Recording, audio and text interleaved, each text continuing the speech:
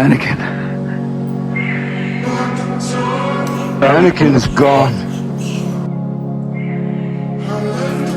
I am what remains. Unemployed friend on a Wednesday afternoon. Good morning, y'all. Back when I was in middle school, high school, I used to be addicted to parkour. I would take my bed and I would put it in my front yard and I would practice front flips, side flips, back flips. I could backflip. I used to be like almost 200 pounds in high school and I could backflip. So lately I was posting on my Snapchat me trying to do flips into this because I know I could land them on flat ground. Start with a little front flip action. My legs are a little sore. Like I'm landing that. On everything I love, I'm landing that if the beanbag wasn't there. A side flip. Alright, that one we might not be landing, that's for sure. So if you guys don't know, I'm like really active on Snapchat. If you don't have me added, Alex_Eubank. And I go through all my Snap replies and stuff. And there's always like a few people who slide up on everything. And they are so like toxic, like mad hate, bro. Like there's people out there who like want me to be dead. It's kind of crazy. You'd be surprised like the hate that I get, given I feel like I've done nothing wrong to receive the hate. And this guy was like cursing me out, saying all crazy stuff, everything, just being hella mean. So I posted his reply on my story, and then like everyone was like making a meme of it. So I was like, you know what? I'm gonna like see actually like what hate this guy has in his heart. So I added him back on Snap, and I like texted him. I was like, why do you have hate in your heart? And he was like, I don't, bro, I just let it out or whatever. And then I saw that he was a Christian because he posted something on his story about going to church. And I said, bro, I mean this in the most like non-judging, loving way. But as men who follow Christ, this is not how we're supposed to act. And I was trying to be loving. I was trying to be like, come from not like I'm being attacked or anything. I'm like, yo, like, why do you have hate in your heart? What, like I like being in a loving way, not trying to condemn him or anything. And bro ended up apologizing. Now swipes up on all the stories showing love, being positive. Because the thing is, the enemy wants us to feel like we have to retaliate. That's what the devil wants. He wants chaos. He wants one human to attack another, and then for them to want to attack them back because you feel like your ego, whatever, got hurt. But when you respond to somebody who's trying to hurt you with love, they get confused. They're like, they don't understand how. Like, why are you being nice to me even though I'm like being hateful to you? And then they end up kind of self-reflecting and changing their own heart to be like, okay, there's no point in me being mean to this person. Then they kind of end up feeling like, why was I being mean to this person?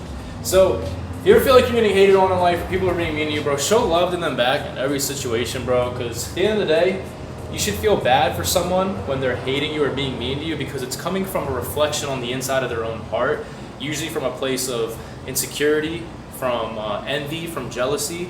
That's where a lot of these things stem from. So when I get a hate comment from someone saying something negative or mean about me, I don't look at it as like, oh, they're hurting me, hurting my feelings, hurting my ego. I look at it as I love them. I actually feel bad for them, and I pray that they allow God to fill that hole of insecurity or envy or jealousy in their heart. Yo, good morning, y'all. Just woke up. Gotta have my new breakfast. I'm putting y'all on. Grab yourself a Gila Mix. Code Alex, 10% off Gila Mix. These shakers are amazing. You're gonna grab yourself cold brew or black coffee. This is the best breakfast I've been getting on. All right.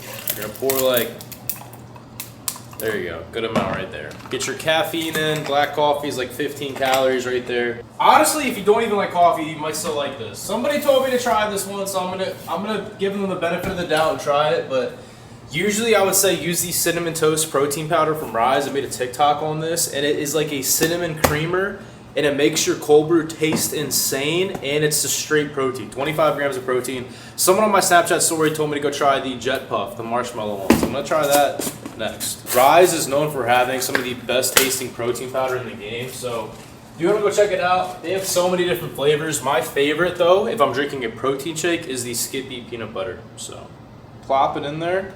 These, by the way, are still in stock. If you guys want a super comfy hoodie, the Chanel patch sweatshirt, there's a combo deal we have. If you use code Alex, I think you get it for $67 for the joggers and the hoodie that match, which is a good deal.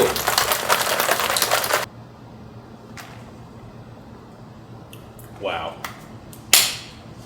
It's like a French vanilla coffee. I can drink this whole thing, caffeine, protein. It's like calorie-free creamer. Technically not calorie-free because it's protein, but protein creamer. This is gonna be my breakfast for the morning. sip on this, get some work done, then get going. Today's a rest day for me, although I might have a workout in this video. Yeah, let's have a good day today, all right? Went to a simple little cafe not too far from the crib. Got just some bacon and 3 over easy eggs. Knocked out 20 minutes of cardio already. I had someone come over to clean my crib. Really nice Spanish family. Gave them like a $100 tip just because they were really sweet. They weren't trying to charge much, but my apartment's finally clean. So I figured I would walk down the street, and I'm still on the only meat and fruit diet, or basically it's like keto. Basically on a ketogenic diet, which sounds like dumb to some people, but I've been finding it helping me out, and I enjoy doing it, so I'm gonna stick with it for a little bit. So the crib, super clean, about time. Makes me feel like so much just like at ease knowing it's cleaner. It's funny because like my bed is a couch, and that has been the best $800 investment of my life because it's so freaking comfy. What's wild is I bought a $2,800 mattress that's upstairs that I don't even use because I just love how comfy the couch is.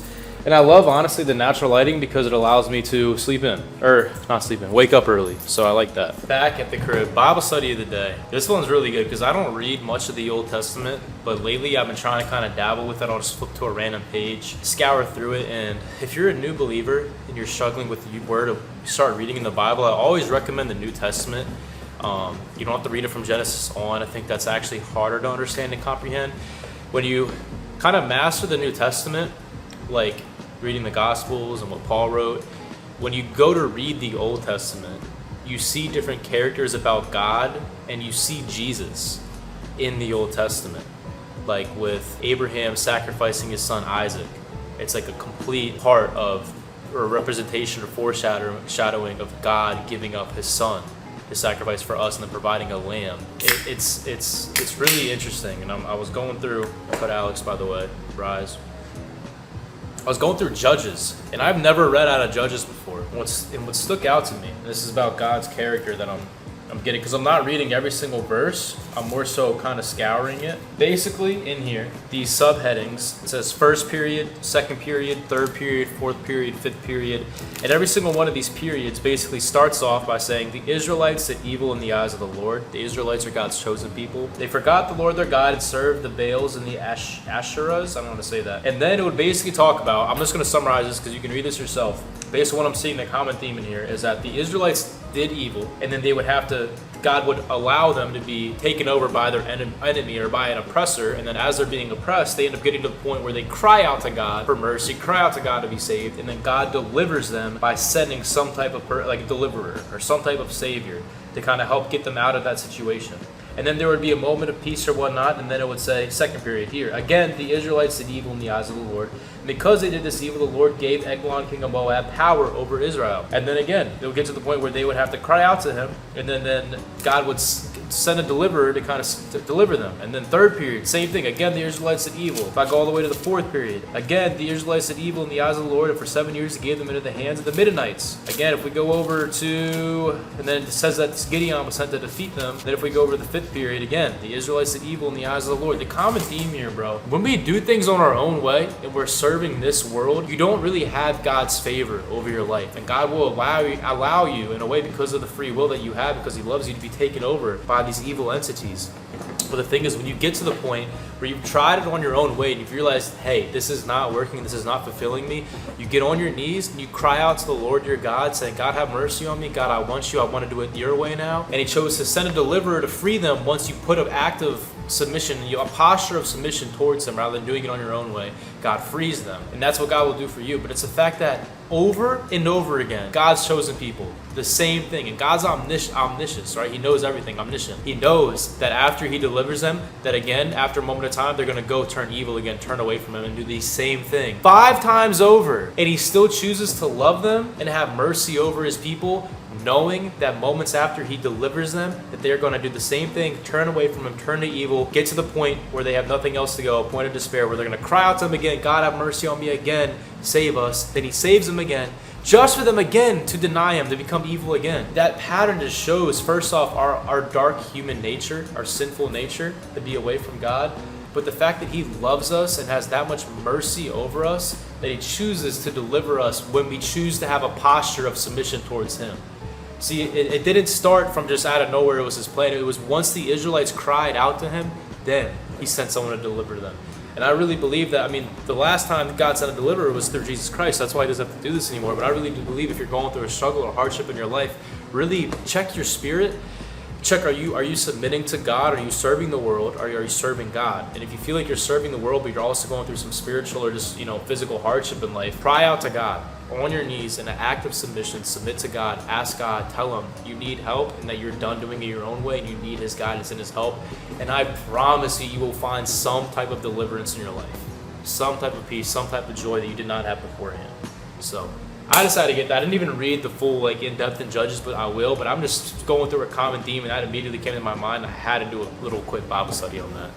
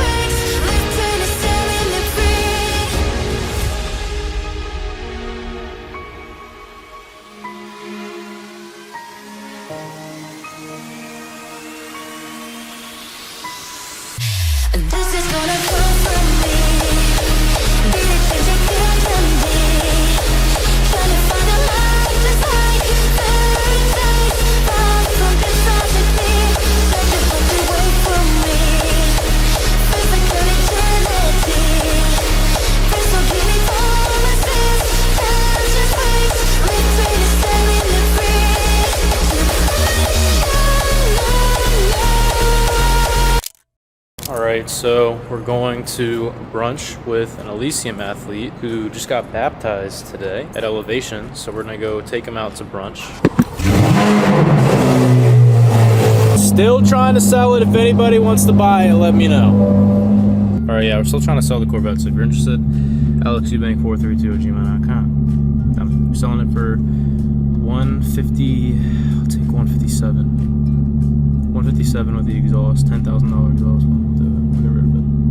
Daily comes in tomorrow, which I'll make a video probably on, and then the GT4 RS gets shipped to us next week, and then we can start rebuilding it. All right, we're at a diner. How do you feel being baptized? Good. I remember Refreshed. Were you nervous?